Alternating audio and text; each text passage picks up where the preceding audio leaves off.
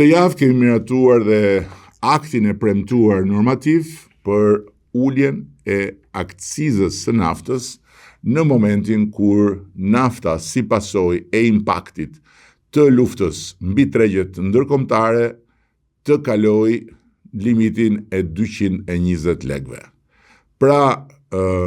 ulja e akcizës me 20% është një masë që hyn në fuqi menjëherë kur çmimi i naftës kalon 220 lekë për litër dhe ai benzinës 200 lekë për litër. Këto pragje janë paracaktuar për të garantuar një ndërhyrje të drejtë dhe të balancuar në raport me zhvillimet e tregut, të cilat janë zhvillime që ne nuk i kemi në dorë, nuk jemi shkaktar të tyre dhe nuk kemi as fuqinë që t'i ndalojmë, përveç se kemi detyrimin që t'i trajtojmë në funksion të amortizimit të goditjes së menjëhershme mbi konsumatorët, pa cënuar nga ana tjetër stabilitetin e financave publike në një kohë kur pasiguria në tregjet ndërkombëtare mbetet e lartë dhe po aq edhe dinamike. Masa do të mbetet në fuqi deri në stabilizimin e plotë të situatës ndërkombëtare, ndërsa bordi i transparencës që është vënë në lëvizje do të mbetet garant i çdo zhvillimi në tregjet globale për të reflektuar menjëherë në mënyrë të drejtë dhe të verifikueshme atë çka duhet ndodhë në tregun vendas. Punët e Shqipërisë identifikohen vetëm me një luftë mizerabël politike dhe me një përpjekje të vazhdueshme të kujdo që është në anën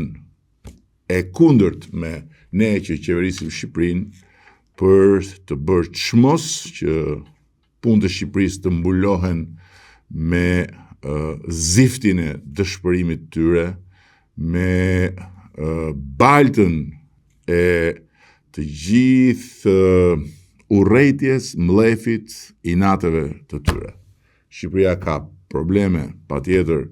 ne kemi shumë punë për të bërë, padyshim, jo çdo punë e kemi bërë si duhet dhe sa duhet, kjo nuk ka diskutim, por ama Shqipëria punon dhe punët e Shqipërisë në tërësi janë në vijë. Ashtu sikundër, dhe e mbyll këtë shënim, është në vijë procesi më i rëndësishëm historik i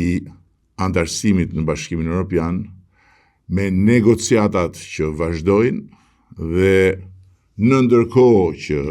gjithsa thash, kur vjen puna dhe negociatat,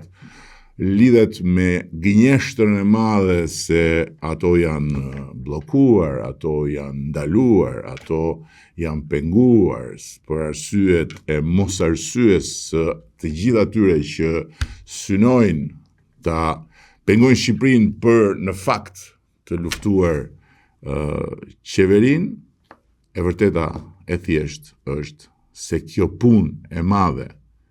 e Shqipërisë vazhdon për ditë e për ditë, dhe së shpejti përsëri, siç kemi pasur në procesin e hapjes kapitujve, do të kemi lajme shumë të mira për të gjithë.